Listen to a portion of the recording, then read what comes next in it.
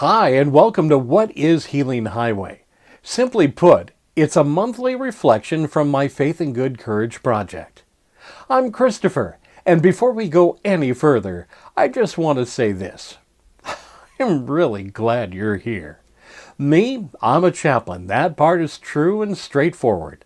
But some time ago, people started calling me something else. The Route 66 chaplain. Not because I went looking for a title. It happened slowly out on the road.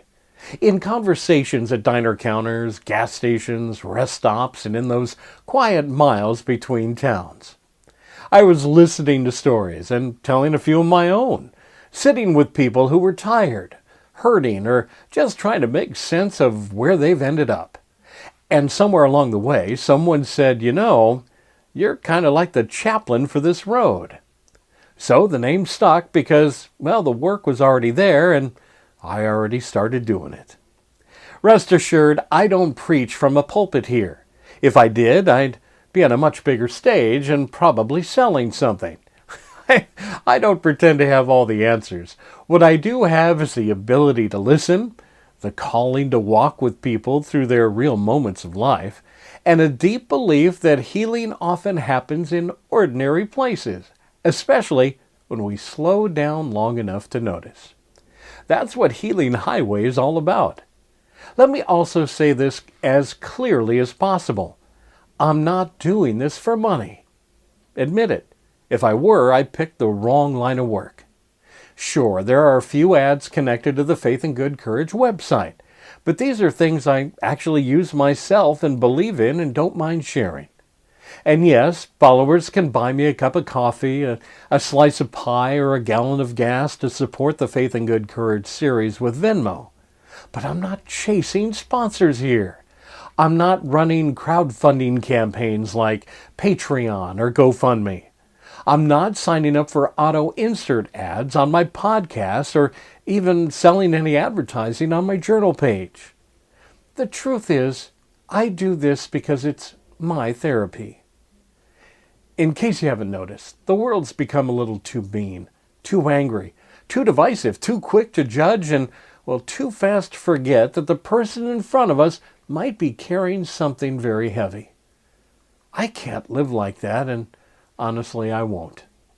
So once a month, on the first Sunday, I'm choosing something different. I choose to offer peace. I choose to offer kindness. And I choose to sit down with you for just a short time. Now, my story is simple. Even clergy can take a detour. You need to understand, a detour isn't a failure. It's simply a rerouting. It's the longer way that teaches you something that the shortcut never could. Now, somewhere on that detour, somewhere along Route 66, God handed me the keys again, and he said, drive, heal, and tell others what I've done for you. Admittedly, some people heal by talking, some through counseling, some turn to books, some turn to substance, some disappear for a while. Me, I've always healed by driving. Gas prices aside, it's still cheaper than therapy. I know what others do as well.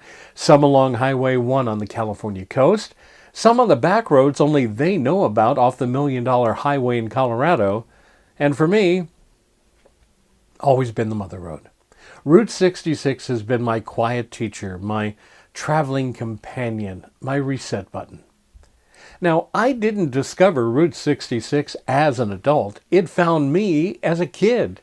Now, for those that don't know the story, here it is. The summer of 1969, family moving across the country from Cleveland to Los Angeles. 9 days in the back seat of a 1964 Chevy Bel Air station wagon. If you don't know the vinyl seats, they stuck to the back of your legs. The desert heat was so intense, even the wind wings, even them fully turned back, windows were down and no air conditioning. That road just kept unfolding before me. Rest stops, landmarks, tourist traps, diners with cracked booths, and waitresses who always liked to pinch my cheek and call me hon. Motels with buzzing ice machines and flickering vacancy signs. And Stuckey's. We stopped at every Stuckey's. Pecan logs, postcards, souvenirs you didn't need but always still remember.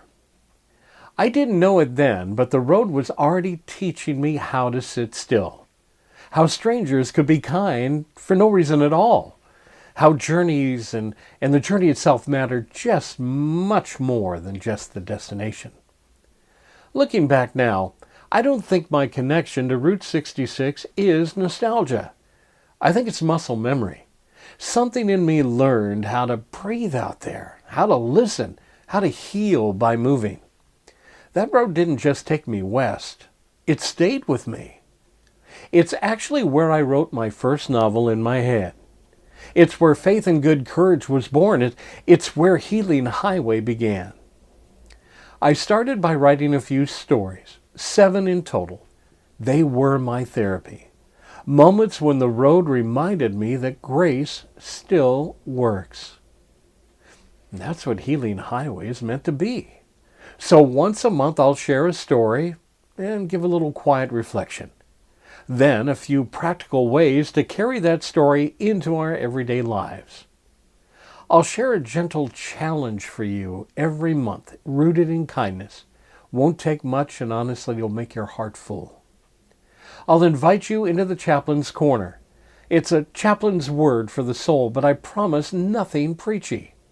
And since Route 66 celebrates its centennial, I'm going to share quiet places along Route 66 worth slowing down for.